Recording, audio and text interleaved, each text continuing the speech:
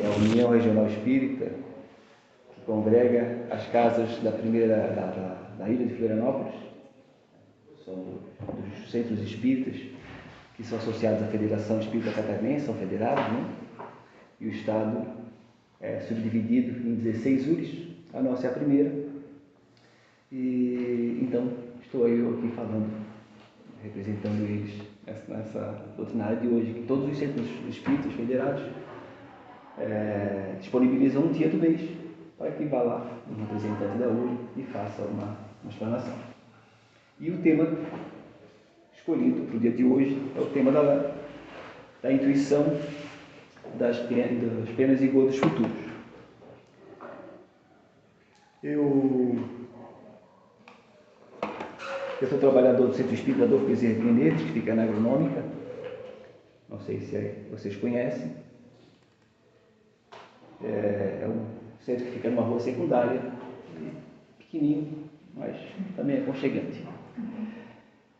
E, em nome, então, da URI, em nome do Centro Espírita, ao qual eu escolhi para ingressar, né, na doutrina, eu parabenizo, então, a casa pelos 108 anos, né, e aos trabalhadores, né, essa direção que encarou, né, esse desafio, que é um desafio, porque é uma responsabilidade, afinal de contas, é um ponto de luz que ajuda muitas pessoas.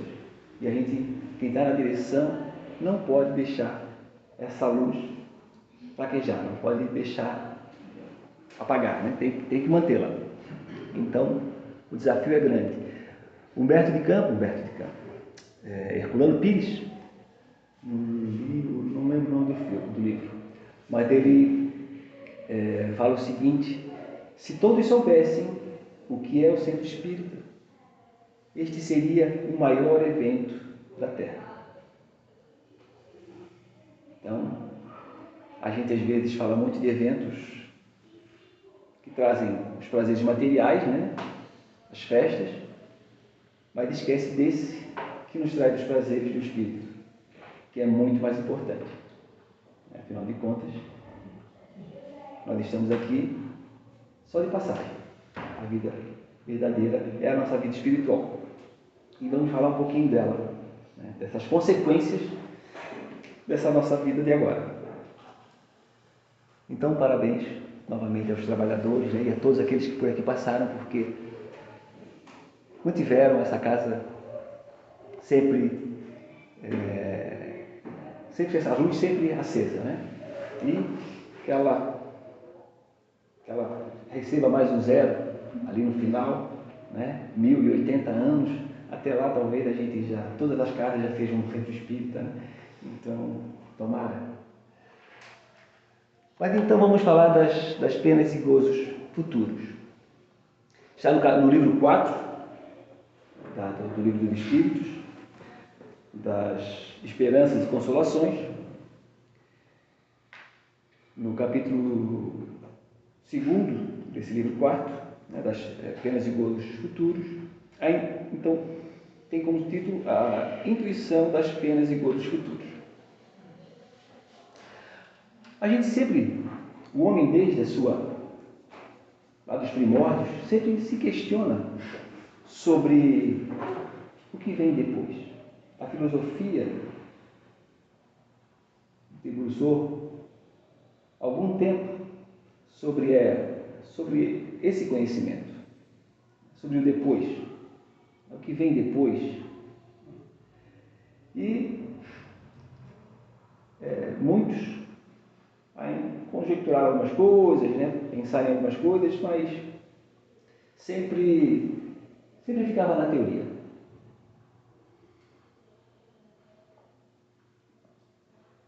Porque o homem, naquela época, precisava de uma coisa um pouco mais material, precisava comprovar as coisas.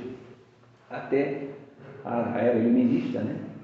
Que daí a ciência também despontou de uma forma vertiginosa e nós precisávamos comprovar tudo. Até ali se tinha só uma noção do que poderia vir. Essa noção é a intuição. O que é essa noção? Aqui no livro, na pergunta 959, eu vou ter que ler as perguntas, porque nós vamos falar delas, né? Então, eu vou ter que ler as perguntas, e é até bom que eu leia, porque aqueles que não conhecem o livro já vão conhecer a pergunta e a resposta, e daí já vão ter uma noção, e vão avaliar se o que eu estou falando corresponde ou não. A gente para saber de alguma coisa, a gente também tem que estudar, né? Senão a gente acredita em qualquer coisa. Se a pessoa não entende nada de mecânica, chega lá na oficina, o mecânico diz, não, isso aí é um pneu furado. A pessoa vai acreditar, porque ela não entende nada. Então, para ela não ser enganada, é sempre bom conhecer um pouquinho. Então, é bom que todos estudemos para fazer uma avaliação, né? E fazer uma comparação do que pensou, do que o outro pensa, unir as duas coisas e somar, né, um pouco mais. Então, vamos lá. Pergunta 959. A pergunta aqui da intuição das penas e gozos futuros é da 960 a 962. São 3 perguntas. Mas da 959 tem relação. Então a pergunta é a seguinte: de onde vem ao homem o sentimento instintivo da vida futura? A resposta é a seguinte: já o dissemos. Antes da sua encarnação, o espírito conhece todas essas coisas, e a alma guarda uma vaga lembrança do que sabe e do que viu em seu estado espiritual. Então está dizendo que a gente já veio, nós já temos uma vida antes do nascimento, né? E nós já temos um conhecimento. Quando a gente nasce, a gente tem um véu de desconhecimento, mas a gente não esquece. A gente esquece algumas coisas. O nosso conhecimento moral, esse a gente ainda tem lembranças.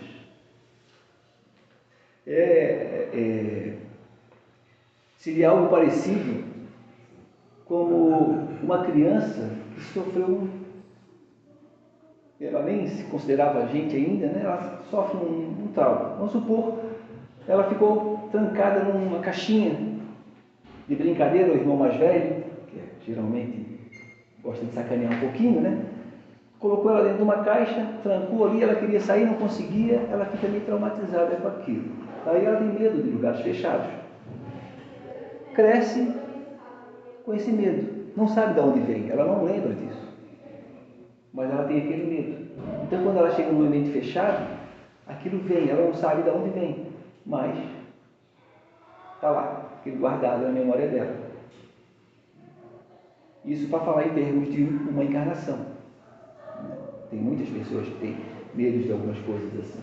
Não sabe de onde vem esse medo. O exemplo é de um trauma de infância, mas pode vir também de vidas passadas. Então, essa coisa que a gente sabe, mas não sabe de onde vem. E isso acontece muito em nossas vidas.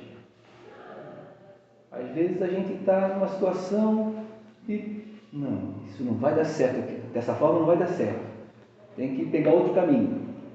A gente não sabe por que acha que não vai dar certo.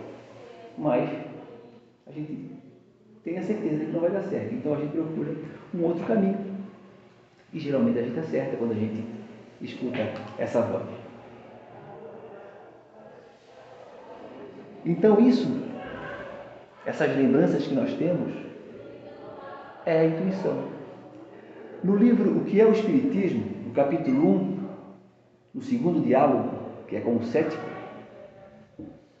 no item Esquecimento do Passado, a primeira pergunta, Kardec respondendo, eu não trouxe a resposta toda, eu peguei só um trecho dela, que diz o seguinte: se em cada uma das existências um véu do esquecimento, um véu esconde o passado do espírito, com isto nada perde ele das suas aquisições, apenas esquece o modo por que as conquistou. É aquela coisa da criança, ela não sabe por que ela tem medo da caixa, ela sabe que tem medo. De onde vem esse medo? Aqui também, nós não sabemos como conquistamos esse conhecimento, mas o temos. Continua a resposta. Servindo-me ainda da comparação supra com o aluno, né, foi citado acima, direi que pouco importa saber onde, como, com que professores ele estudou as matérias de uma classe, uma vez que as saiba, quando passa de uma classe para a seguinte. Então, o conhecimento é assim, ele está crescendo dessa forma. Os castigos o tornaram laborioso e dócil. Que lhe importa saber quando foi castigado por preguiçoso e insubordinado?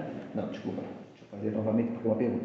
Se os castigos o tornaram laborioso e dócil, que lhe importa saber quando foi castigado por preguiçoso e insubordinado? É assim que, reencarnando, o homem traz por intuição e como ideias inatas o que adquiriu em ciência e moralidade. Digo imoralidade porque se, no curso de uma existência, ele se melhorou, se soube tirar proveito das lições da experiência, se tornará melhor quando voltar. Seu espírito amadurecido, na escola do sofrimento e do trabalho, terá mais firmeza. Longe de recomeçar tudo, ele possui um fundo que vai sempre crescendo e sobre o qual se apoia para fazer maiores conquistas. Então lá, respondendo ao cético, ele já disse que nós trazemos esse conhecimento, né, de vidas passadas. Esse que nos ajuda muito em nossas vidas. Depois, também em O que é o Espiritismo, capítulo 3, Solução de alguns problemas pela doutrina espírita. Esse é o título do capítulo. O subtítulo é O Homem durante a Vida Eterna. Na questão 118, ele responde o seguinte: as ideias inatas são o resultado dos conhecimentos adquiridos nas existências anteriores. São ideias que se conservaram no estado de intuição para servirem de base à aquisição de outras novas. Na revista Espírita, também de setembro, ele menciona a mesma coisa, né, que esse conhecimento vem de vidas passadas. Por outro lado, o esquecimento não é tão absoluto quanto se supõe. Ele só se dá na vida exterior de relação, no interesse da própria humanidade. Mas a vida espiritual não sofre solução de continuidade. Quer na erraticidade, quer nos momentos de emancipação, o espírito se lembra perfeitamente e essa lembrança lhe deixa uma intuição que se traduz pela voz da consciência, que o adverte do que deve ou não deve fazer. Se não ela escuta, é, pois, culpado. Leon Denis, ele faz também uma associação com a inspiração, porque também a intuição, às vezes, se confunde com inspiração. A intuição não é, pois, a mais das vezes, senão uma das formas empregadas pelos habitantes do mundo espiritual para nos transmitir seus avisos, suas instruções. Outras vezes, será a revelação da consciência profunda e da consciência normal. No primeiro caso, pode ser considerada como uma inspiração. Então, quando os espíritos nos alertam de alguma coisa, podemos considerar isso inspiração. Mas alguns também tratam como intuição. Porque eles, obviamente, quando nos inspiram, eles também estão se usando de conhecimentos que nós já temos para fazer associações para aquele novo desafio. Então está lá em Leon Denis, problema do ser, do destino e da dor. E para falar um pouquinho mais também de um não materialista, porque ele não era materialista, mas ele, como cientista, ele falava mais do mundo material, né? Que é o psiquiatra Carl Gustav Jung, que dizia que o conhecimento intuitivo, que falava sobre o conhecimento intuitivo, né? Cada um de nós tem a sabedoria e o conhecimento que necessita em seu próprio interior. Então ele não tratou como espírito, ele tratou como seu interior, lá no subconsciente. Então, o nosso conhecimento está lá, nós só precisamos resgatar, ouvi-lo, né? Então, na pergunta 959, nós falamos desse instinto, né, da vida futura. Na questão 960, de onde vem a crença que se encontra entre todos os povos das penas e recompensas futuras?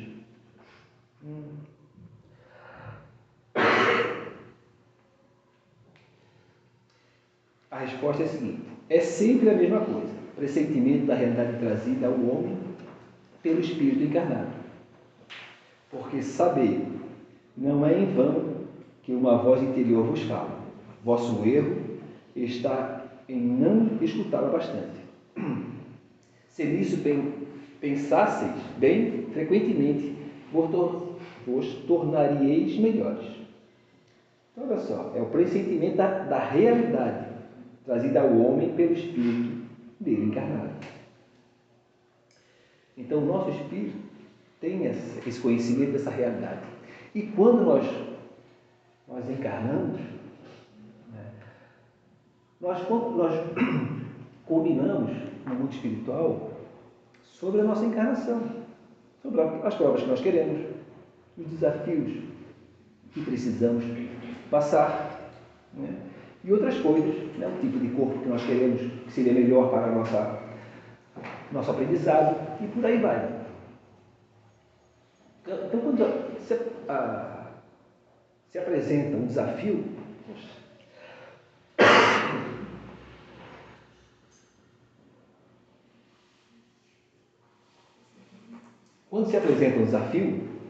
quando nós temos essa noção, quando nós resgatamos esse conhecimento, nós geralmente encaramos esse desafio com mais disposição. Não fraquejamos diante dele. Se nós somos mais materializados, a gente geralmente dá uma fraquejada. Porque comigo, logo, né? Vou ter que fazer isso mesmo, vou desistir, não vou levar para frente. O dirigente da casa poderia, né, diante do primeiro conflito, primeira discórdia, já abandonar o barco. Seria possível, se ele não ouvir aquela vozinha interior, dizendo: não, fica. Você tem capacidade, vai ser bom para você, para o seu aprendizado, para o seu crescimento. Então, ele, ouvindo isso, ele permanece.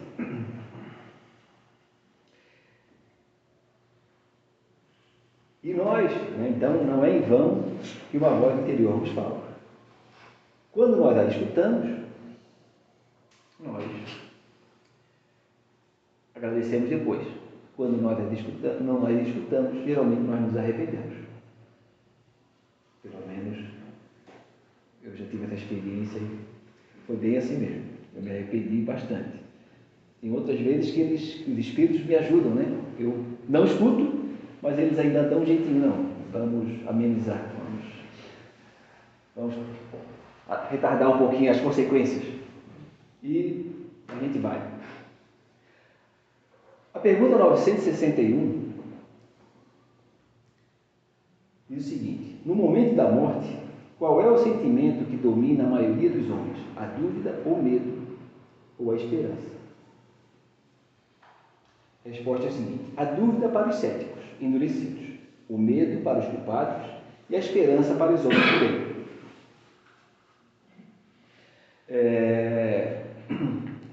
Então, é claro, os céticos, vamos fazer uma comparação de um ano letivo, porque uma encarnação a gente pode comparar com o ano letivo, pelo menos com o meu ano letivo, né, que chegava no começo do ano, janeiro, fevereiro, a aula começava em março, na minha época, e esse ano eu vou fazer legal, meu caderno vai ser organizado, né, eu vou estudar pelo menos 1 hora todo dia, né, Daí, na primeira semana, eu mantinha o caderno organizado. Na primeira semana. Depois, não conseguia. Mas então, o cético seria aquele que acharia o seguinte, né, numa comparação aí, numa analogia. Eu não preciso ir para a escola. Esse conhecimento aí não vai adiantar nada. Eu sou esperto, sou ligeiro, vou me dar bem. E não acredita que ele precisa daquele conhecimento que ele... Lá no final do ano, ele pensa, mas e agora? Eu não fui à aula, eu não aprendi nada, como é que vai ser? Eu não sei o que vai ser.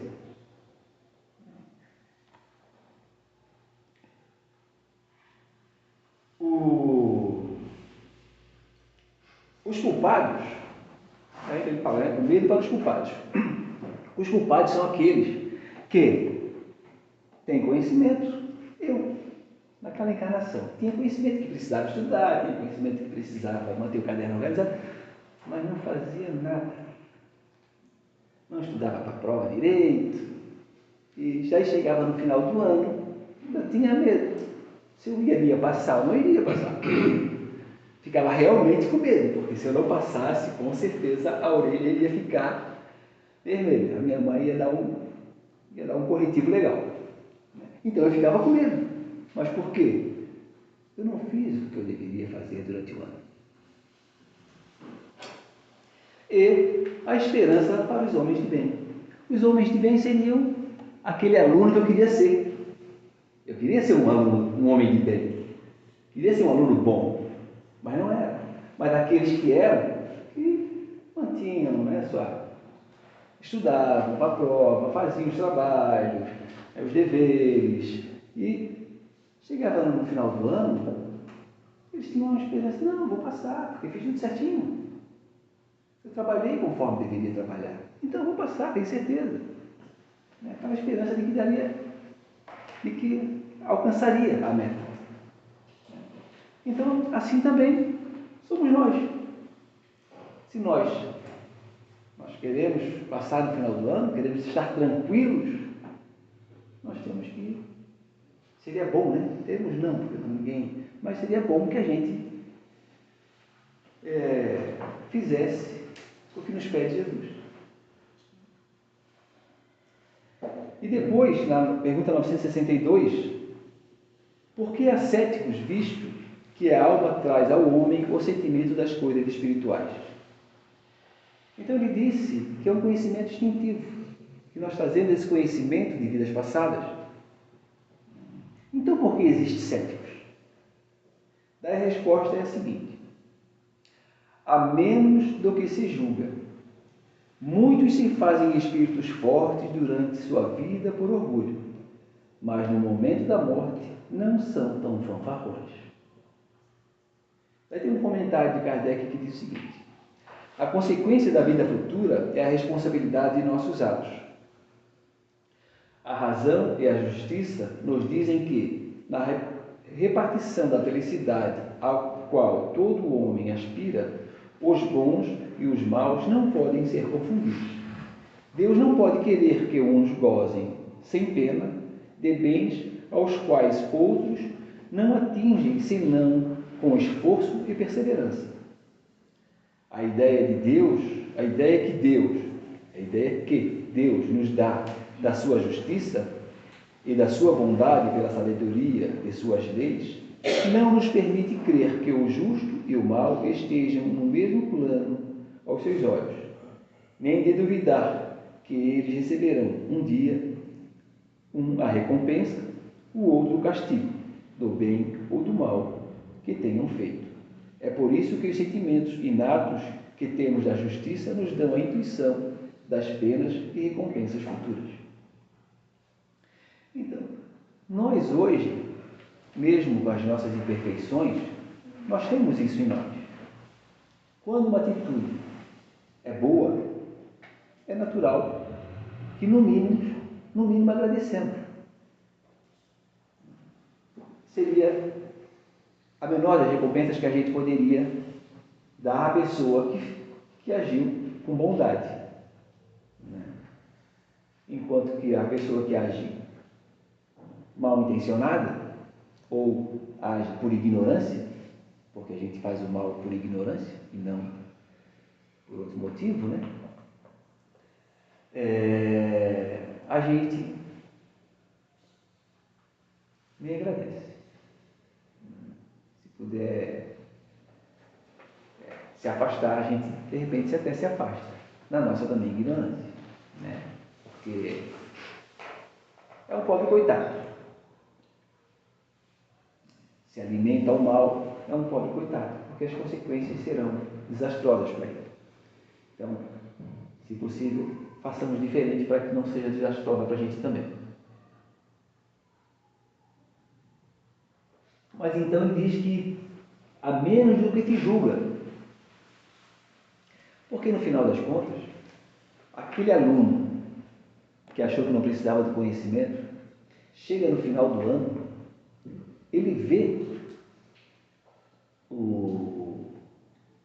os benefícios daqueles que estudaram, ou daqueles que se esforçaram um pouquinho, mas se esforçaram alguma coisa. Ele tem a certeza que eles continuarão. Porque todo mundo, instintivamente,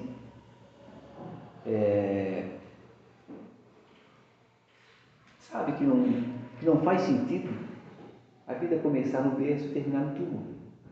Porque não haveria razões para fazermos o bem. E se nós temos isso dentro de nós, dar continuidade no bem, é porque tem outra coisa, vamos além.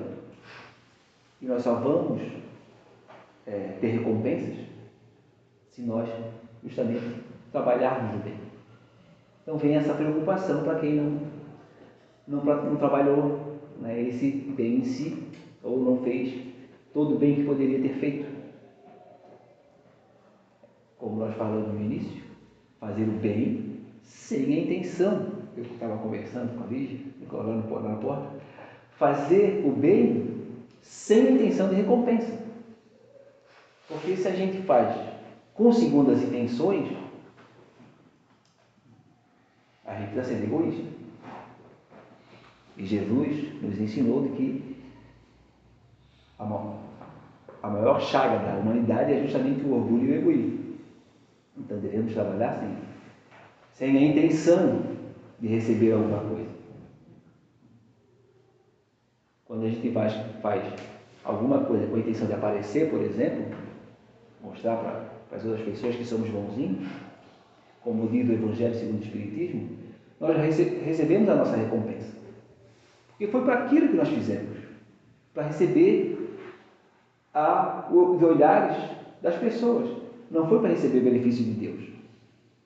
Nós fizemos para receber os olhares das pessoas. Já recebemos, pronto, está pago. Deus não nos deve nada.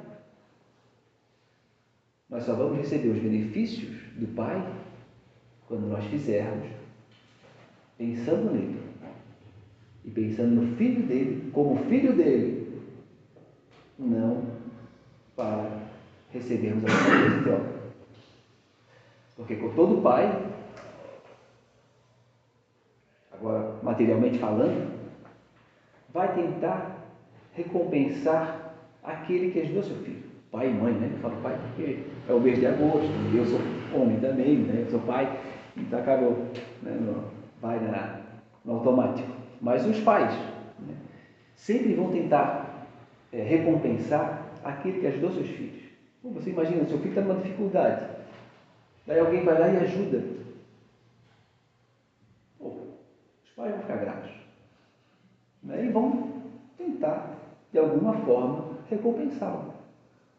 Se nós, que somos imperfeitos, egoístas, orgulhosos, pensamos assim, nosso amor ainda é aquele amor de iniciante, imagina Deus, que é perfeito, ama a todos, com certeza vai fazer muito mais.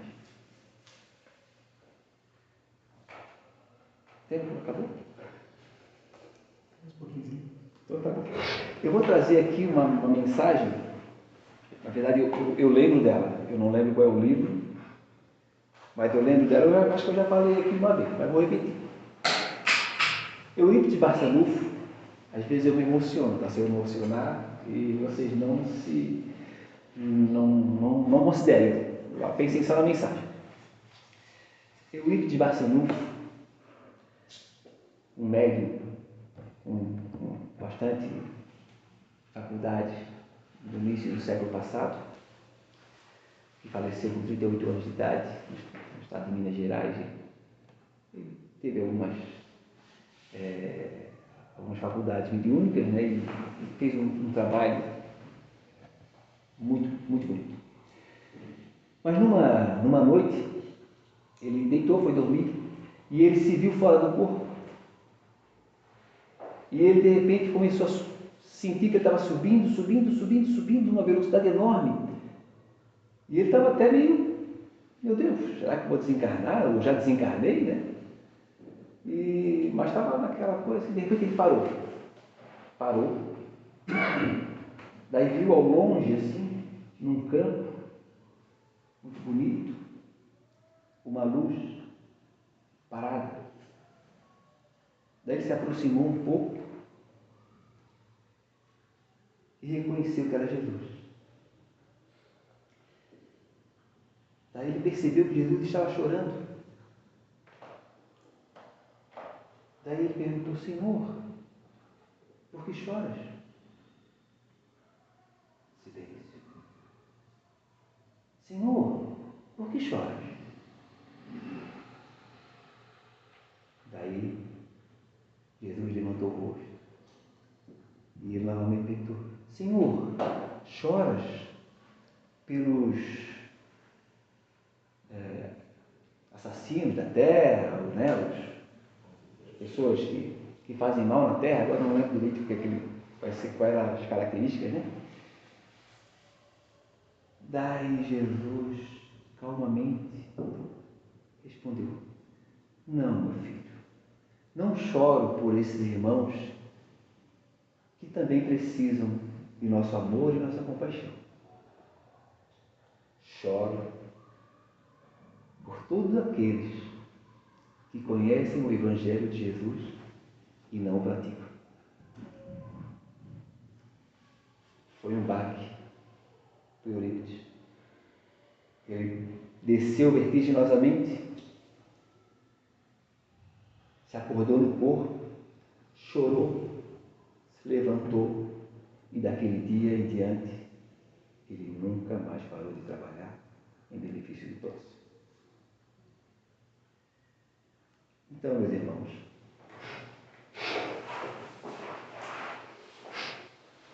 Chico também disse a seguinte frase: ninguém pode voltar e fazer um novo começo, mas todos podemos começar agora e fazer um novo fim. Mudar agora e fazer um novo fim. Então, nós acreditamos, os espíritas acreditam, têm certeza da vida futura. Como nós iremos receber essa vida futura depende das nossas ações nesta vida, porque o que fizemos, já fizemos. É daqui para frente. Então, quando chegar no final do ano,